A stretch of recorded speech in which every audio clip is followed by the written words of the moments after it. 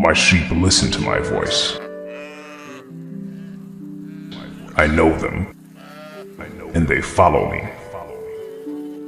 Shalom, family, and welcome to this day that Yah has made. ABBA YAH deserves all the honor and praise, so we say hallelujah. We have a very well needed lesson to bring to all those who made it here. Today, to walk with us, we have our beloved sister Malaka, ABBA YAH. Peace and much ahaba to you, my sister. And for those that don't know, ahaba is Hebrew for love. So once again, peace and love to you, my sister, and all praises to the Most High Yah. Girl, I am so excited to be doing this segment with you. I truly enjoy every lesson you do with the Kingdom Preppers videos. I am both humbled and honored to be here with you today. You're no stranger here on Shepherd and Sheep because you're one of Yah's little sheep. We appreciate how you led out in 3 of the lessons, and we love the songs you sung. Yah has blessed you with many talents, and we're glad you use them for the works of the kingdom. Oh yes, all esteem and all honor and glory to the Father. I'm telling you, sis, I wouldn't have it any other way, So with that being said, let's get into it, sis. What are we going to be discussing today?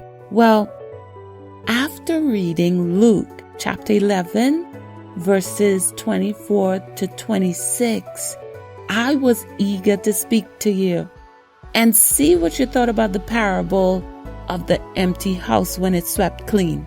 Oh my, so where would I even start? I'm telling you, this parable was power-packed. When the Most High used his son to convey this message to the disciples, when I came across it, I'm like, wow, this is something that speaks volumes to us even today. Well, sis, if you have your Bible on hand, please follow along with me as I share the verses with our brothers and sisters. Oh, most definitely, sis. Well, I don't have a physical Bible, but I definitely have my Bible app. So let me just open it. Okay, and let me get to the chapter. You said Luke chapter 11, verses 24 through 26. Okay, I'm there. Luke chapter 11, verses 24 to 26 reads as follows.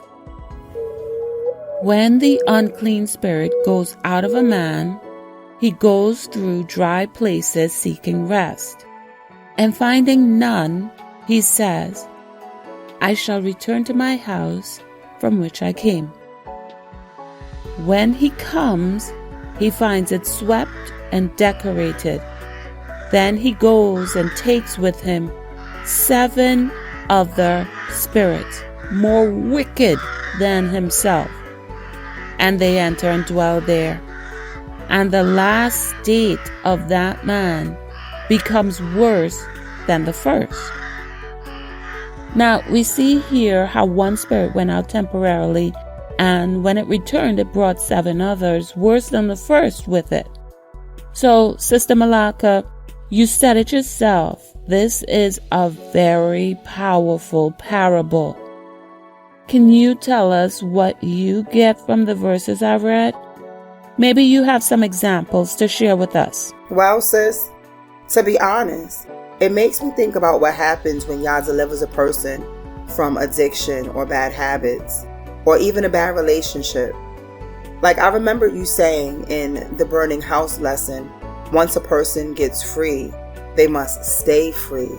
And as you and I both know, addiction is just a demonic possession, and so is being with an abusive partner.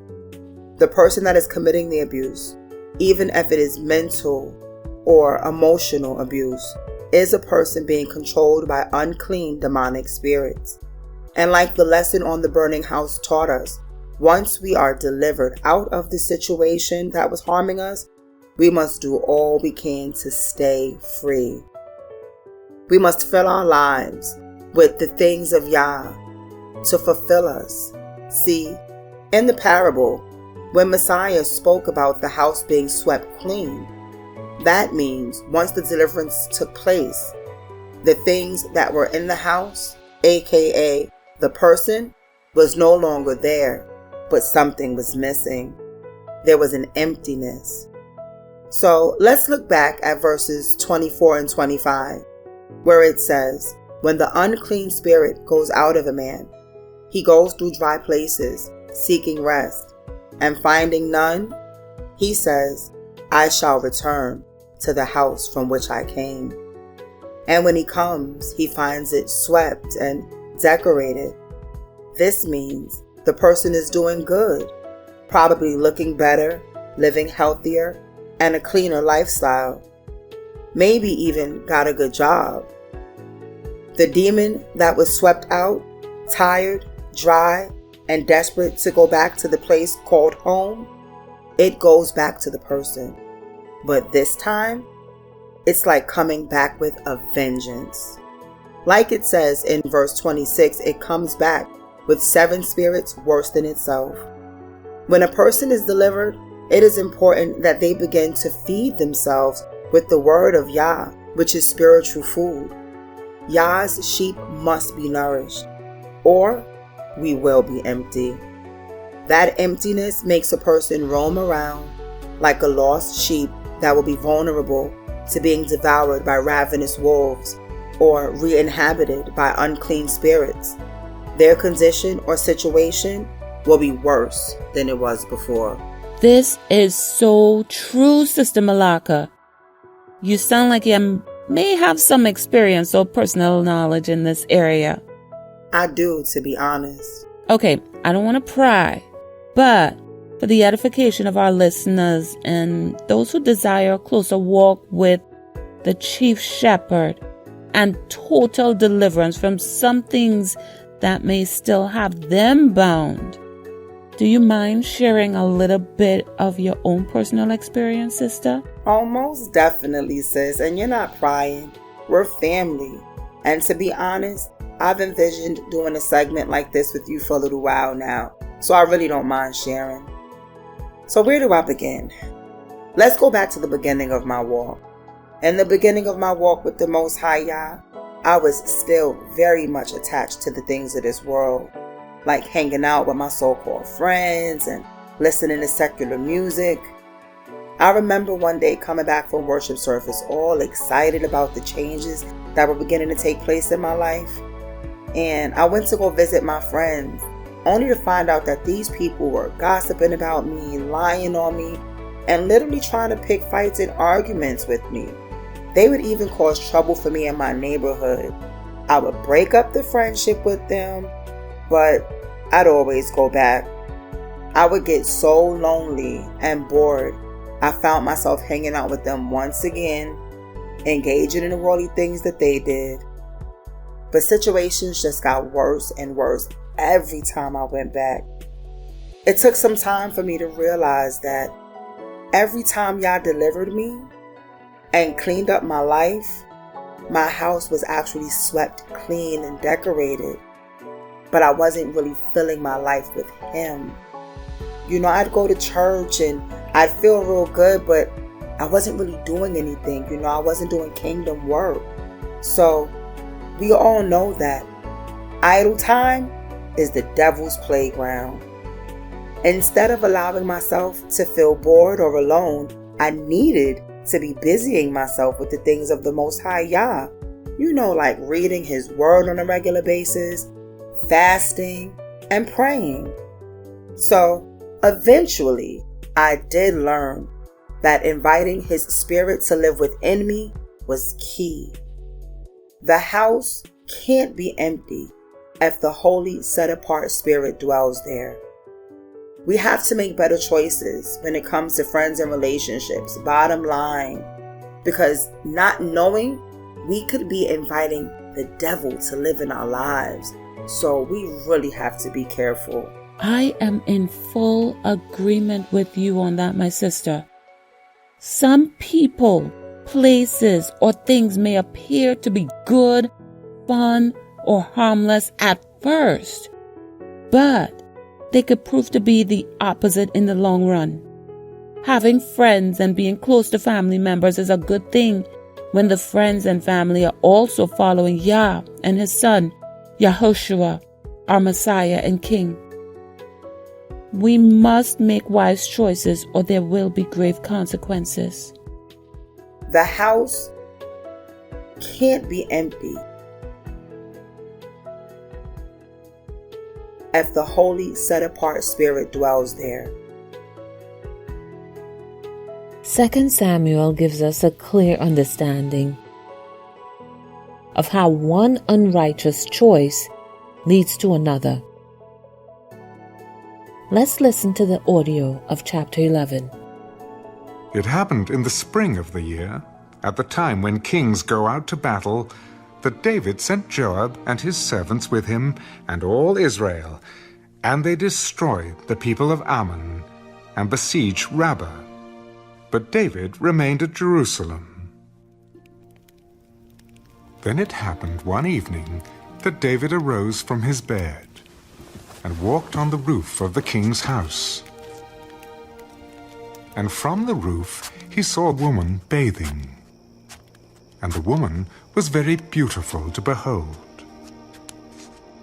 So David sent and inquired about the woman, and someone said, "Is this not Bathsheba, the daughter of Eliam, the wife of Uriah the Hittite?" Then David sent messengers and took her, and she came to him, and he lay with her, for she was cleansed from her impurity, and she returned to her house. And the woman conceived, so she sent and told David. "I am with child." Then David sent to Joab, "Send me Uriah the Hittite." and Joab sent Uriah to David. When Uriah had come to him, David asked how Joab was doing, and how the people were doing, and how the war prospered.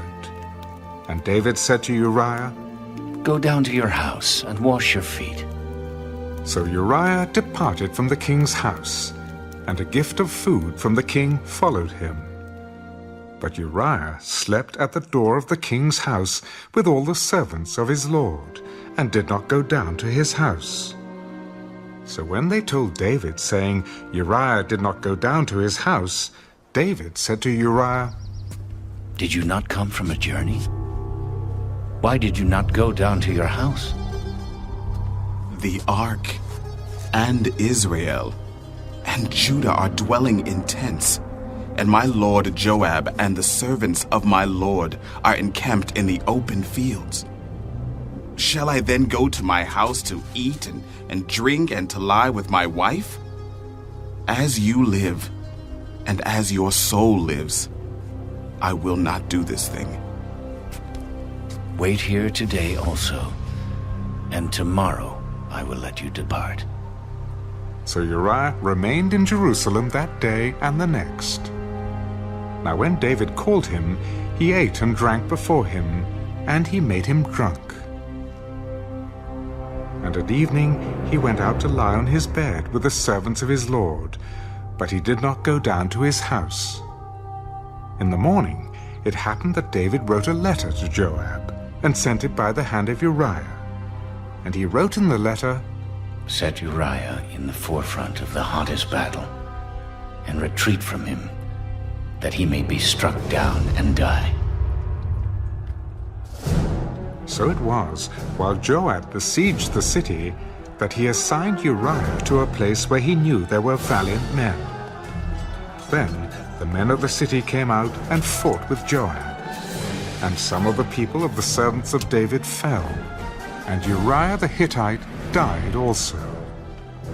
Then Joab sent and told David all the things concerning the war, and charged the messenger, "When you have finished telling the matters of the war to the king, if it happens that the king's wrath rises and he says to you, 'Why did you approach so near to the city when you fought? Did you not know that they would shoot from the wall? Who struck Abimelech, the son of Jerubbesheth? Was it not a woman who cast a piece of millstone on him from the wall so that he died in Thebez? Why did you go near the wall? Then you shall say, Your servant Uriah the Hittite is dead also. So the messenger went and came and told David all that Joab had sent by him. Surely the men prevailed against us and came out to us in the field. Then we drove them back as far as the entrance of the gate. The archers shot from the wall at your servants, and some of the king's servants are dead. And your servant Uriah the Hittite is dead also. Thus you shall say to Joab, Do not let this thing displease you, for the sword devours one as well as another. Strengthen your attack against the city and overthrow it. So encourage him. When the wife of Uriah heard that Uriah her husband was dead, she mourned for her husband. And when her mourning was over, David sent and brought her to his house. And she became his wife and bore him a son. My. You know, that's just another example as to how once you open the door to sin, it gives birth to death. David, acting on those lustful thoughts, being led by the spirit of lust, caused an innocent man's life to be taken just so that he could have his wife. And you see, even though he did marry Bathsheba, there was still a price to pay. Their baby died because the Most High was so displeased with David and his actions. There will always be repercussions when you give way to sin. So, when the unclean demonic influence entered in, it came also with lying, cheating, covetousness, envy, and stealing. Because Uriah's wife and life were stolen, drunkenness also came in because David even tried to get Uriah drunk so he could go home and lie with his wife. Well, the plan didn't work because Uriah was an honorable soldier, but was eventually murdered. So we see when the demon came in, it came in with 7 worse spirits than itself. We see from the last verse that this displeased Yah. When we displease Yah with our choices, there will always be consequences. Let's share with our viewers the consequences of David's bad choices. Definitely, sis, because there were many consequences. You know, I'm so glad you suggested this chapter, because chapter 12 of 2 Samuel serves as a major warning to people that think they're doing sneaky things that nobody is aware of. We'll soon see how Yah's judgment is delivered to King David. So according to chapter 12, ABBA YAH sent Nathan the prophet to speak a parable to David. Just the same way Mashiach spoke that parable to the disciples when explaining the human condition when sin is involved. So we'll see shortly just how Nathan does pretty much the same thing in explaining a parable to David. There were 2 men in one city, one rich and the other poor. The rich man had exceedingly many flocks and herds, but the poor man had nothing except one little ewe lamb, which he had bought and nourished. And it grew up together with him and with his children. It ate of his own food and drank from his own cup and lay in his bosom. And it was like a daughter to him. And a traveler came to the rich man, who refused to take from his own flock and from his own herd to prepare one for the wayfaring man who had come to him. But he took the poor man's lamb and prepared it for the man who had come to him. So David's anger was greatly aroused against the man. As the Lord lives, the man who has done this shall surely die, and he shall restore 4-fold for the lamb, because he did this thing, and because he had no pity. You are the man. The Elohim of Israel says, I anointed you king of Israel and saved you from the power of Saul. I gave you your master's house and his wives and the kingdoms of Israel and Judah. And if that had not been enough, I would have given you much, much more. Why then have you despised the word of Yah and done this horrible deed? For you have murdered Uriah the Hittite with the sword of the Ammonites and stolen his wife. From this time on, your family will live by the sword because you have despised me by taking Uriah's wife to be your own. This is what Yah says. Because of what you have done, I will cause your own household to rebel against you. I will give your wives to another man before your very eyes, and he will go to bed with them in public view. You did it secretly, but I will make this happen to you openly in the sight of all Israel. Then David confessed to Nathan, I have sinned against Yah. Nathan replied, Yes, but Yah has forgiven you, and you won't die for this sin. Nevertheless, because you have shown utter contempt for Yah by doing this, your child will die. See, just as I stated, the firstborn child of Bathsheba and David did not make it. You see, this was a clear consequence for the bad choices that David made. And you also see how the Most High tells David that the sword will never leave from his house. The story goes on to say that Solomon was then born to Bathsheba and David, right? And so we see how this ended with Solomon as a result of his bad choice in 1 Kings chapter 11. As children of Yah, as the sheep of his pasture, we must be tuned into his voice that speaks to us and not our own flesh or the voice of the enemy. Just like Yah said there would be, the sword never departed from David's house. Yes, indeed. I mean, even to this day, the sword has not departed from his house. You know, David had a few other children during this time as well. And even those children were tormented by demons with division and rivalry. So come on, sis. Let's continue into chapter 13 to see what else took place. After this, Absalom, the son of David, had a lovely sister, whose name was Tamar, and Amnon, the son of David, loved her. Amnon was so distressed over his sister Tamar that he became sick, for she was a virgin, and it was improper for Amnon to do anything to her. But Amnon had a friend whose name was Jonadab, the son of Shimeah, David's brother. Now Jonadab was a very crafty man, and he said to him, Why are you, the king's son, becoming thinner day after day? Will you not tell me? Amnon said to him, I love Tamar, my brother Absalom's sister. Lie down on your bed and pretend to be ill, and when your father comes to see you, say to him, Please let my sister Tamar come and give me food, and prepare the food in my sight, that I may see it and eat it from her hand. Then Amnon lay down and pretended to be ill. And when the king came to see him, Amnon said to the king, Please, let Tamar, my sister, come and make a couple of cakes for me in my sight, that I may eat from her hand. And David sent home to Tamar. Now go to your brother Amnon's house and prepare food for him. So Tamar went to her brother Amnon's house, and he was lying down. Then she took flour and kneaded it, made cakes in his sight, and baked the cakes. And she took the pan and placed them out before him. But he refused to eat. Have everyone go out from me.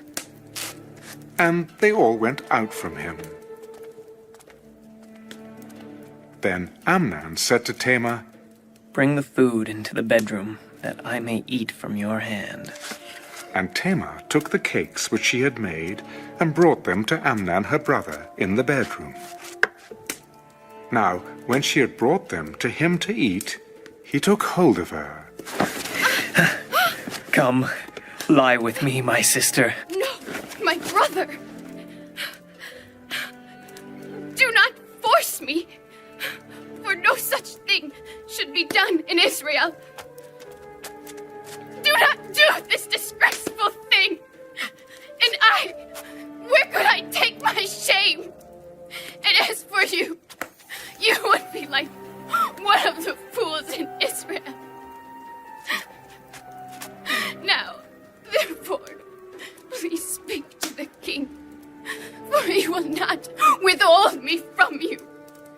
However, he would not heed her voice, and being stronger than she, he forced her and lay with her.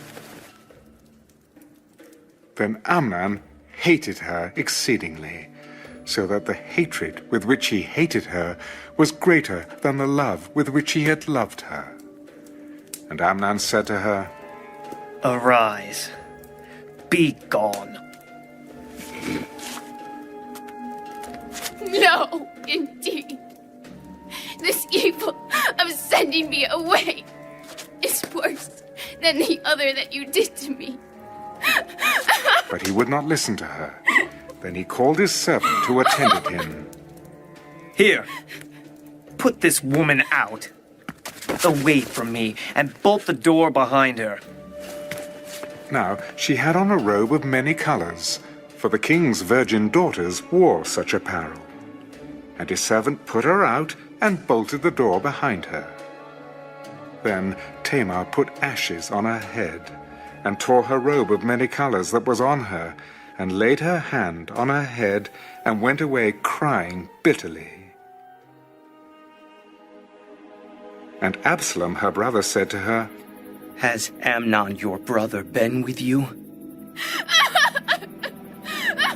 But now hold your peace, my sister. He is your brother. Do not take this thing to heart.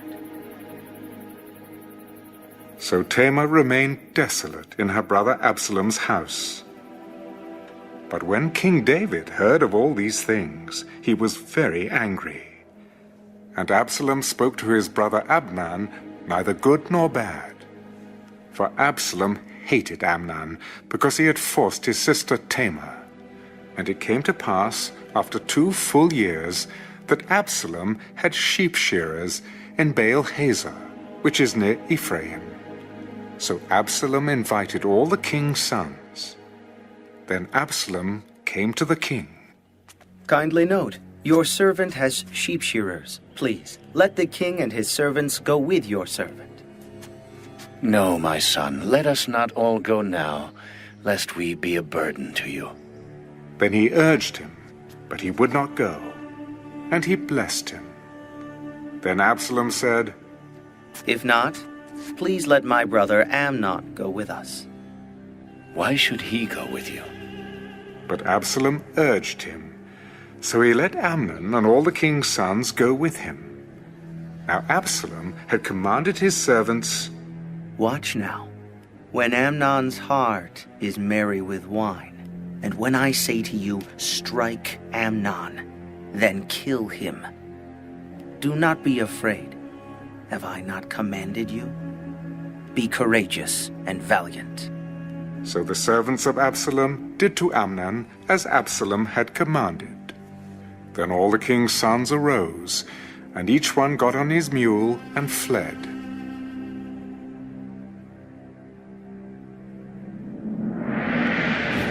And it came to pass, while they were on their way, that news came to David. Absalom has killed all the king's sons, and not one of them is left. So the king arose and tore his garments and lay on the ground, and all his servants stood by with their clothes torn. Then Jonadab, the son of Shimeah, David's brother, answered, Let not my lord suppose they have killed all the young men, the king's sons, for only Amnon is dead.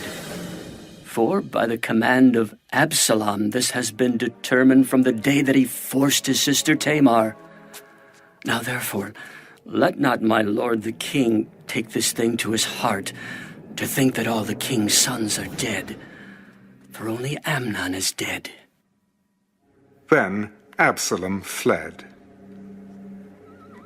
And the young man who was keeping watch lifted his eyes and looked, and there many people were coming from the road on the hillside behind him. And Jonadab said to the king, Look! The king's sons are coming. As your servant said, so it is. So it was, as soon as he had finished speaking, that the king's sons indeed came, and they lifted up their voice and wept.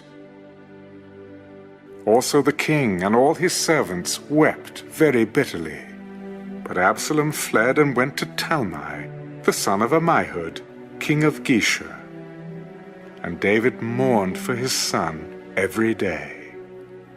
So Absalom fled and went to Geshur, and was there 3 years. And King David longed to go to Absalom, for he had been comforted concerning Amnon, because he was dead. Definitely. There was a lot going on in the family. And all of it began the moment David invited demons into his family through his bad choices. Exactly. There was most definitely a whole lot going on in King David's family. And the story continues into the next few chapters as well. For those who want to see what else took place in the family, please go on ahead and read. I mean, it's really like watching a movie, but so much greater than a movie. It's like, this is a part of our history, and we have so much to learn from. I'm telling you, sis, it was event after event after event of hardship in this family. So it's evident in the scriptures that one choice made in a split second can have generational consequences. We've been scattered to the 4 corners of the earth and have become a laughingstock and a byword among the nations because of the wrong choices of our ancestors. But that's a conversation for another time, sis. I'd be here all day talking about the repercussions that we now have to live out as a result of disobedience and bad choices on behalf of our ancestors. Sister Malaka, you use the scripture to make it plain and simple for us to understand how choices and consequences go hand in hand. Now, let's share with those that are listening how all this relates to us in today's time. Many in our country were being encouraged to make choices to choose between presidential candidates. And what are your thoughts on this? Good question. What are my thoughts? So, I guess I would have to say that with all of the politics going on right now, we, the people, the chosen people, should not have cast a vote for anyone doing evil. Tell me, sis, which of the current candidates that were running for office are focused on doing the will of Yah? None. Therefore, neither one of them could serve as good. Neither one of them could be a good choice for the community of the set apart to vote for. Their agendas are demonic and have unfolded the moment the winner took office. Good point, my sister, because many of the chosen are still thinking the government is put here to help us. 2 Chronicles chapter 7 and verse 14 states clearly what Yah's sheep must do to receive help, and it does not mention the worldly government. Many people have turned to worldly entertainment through social media and the celebration of holidays, aka holidays. That is not walking in the ways of Yah. Many of our families, not knowing about Yah's holy feast day celebrations, they know nothing about the celebrations, but they know about these pagan celebrations. Each holiday has a demon attached to it, and many don't realize it. That's why the scripture says in Proverbs chapter 14 and verse 12, "There is a way which seems right to man, but its end is the way of death." Point blank, period. You could say that again, sis. I mean, no, for real, you're spot on. Because even our personal thoughts can be a gateway for demons to enter in. Because they're really not our thoughts. They're really not. They're really unclean, murmuring spirits masking themselves as our thoughts if we're not sober and vigilant. Some of us may even not notice it until the doors are wide open. Once the demons come in, there will be a lot of demonic things that come in with them. Some of the chosen sheep have started chasing money, playing lottery, gambling, going to casinos, inviting the devil and his demons right on in instead of seeking Yah and learning how to live a set-apart holy life. Once the money starts flowing in and they think they're winning, the demons are set free in their lives to wreak havoc. And things start to go downhill from there, no matter how much money flows in. You are making some great points, sister. I want to briefly touch on one more point before we close out this session.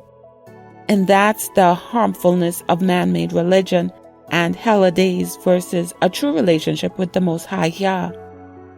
Religion puts people in a box that is made by the traditions of man. Just because someone was born and raised in man's beliefs doesn't make it right. It opens the door to demons because the celebration of these pagan holidays is really the worship of fallen angels. While being trapped inside of the man-made box called religion, it's impossible to worship and please the Creator. So many people put their trust in a pastor, but Yah tells us to put our trust in no man. Yah made laws, statutes, and commands for his chosen sheep. This has nothing to do with religion. We are to follow only the ways of our Chief Shepherd Yah. Sister Malaka Adaya, you have brought such great insight into this lesson. David's family went through a lot of suffering when he gave in to lust. This also shows that the decisions we make not only affect us, but can involve many of those around us as well. We always enjoy having you here on Shepherd and Sheep, and you need no invitation to come back. You are one of Yah's little sheep, so we are all family. We ask now that you give us a final thought to share with all those who made it here. So in conclusion, I just want to say to our people that there are so many things that we need to first unlearn and then relearn. We have been groomed in falsehood by our captors over the past 400 years plus. There are many of our people who are still not awake yet. They don't see that the things we've discussed in this lesson will happen to them and around them based on their decisions, because many of them are not yet in a relationship with the real Chief Shepherd. When we're not following that small, still voice that is our Chief Shepherd speaking to us, we allow ourselves to be open targets for the enemy's attacks. We give thanks and praise to the Most High Yah, and we look forward to having you with us again soon. Meanwhile, we'll be checking out your channel, Malaka Adaya 2, The Remnant, which we will leave the link in the description box below. Will you please close out with Revelation 14:12? Well, all praises to ABBA YAH. My pleasure, sis. So we'll close with Revelation 14:12. Here is the endurance of the set-apart ones. Here are those guarding the commands of Eloah and the belief of Ha Mashiah. And with that, Malaka, we say Shalom. Shalom, Mashpacha, and may the Gevurah of Yahweh be with you. Peace and love, family. May the strength of Yah be with you. And to all those who made it here today, we must stay inside the fence of protection. It took only a moment for David to step outside, and then there were a series of downfalls. Yah wants our one-on-one with Him, and for us to abide in Him, as stated in Tehillim, Psalms, chapter 91, verse 1. Feel free to leave a helpful comment. Remember to like, subscribe, and share this video. The next time we think we can sin, and there will be no other demonic spirits to come inside, just remember, Ha Mashiach said,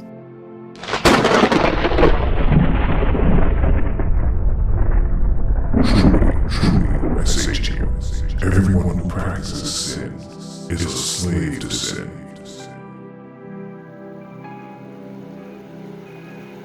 Shalom, and stay strong.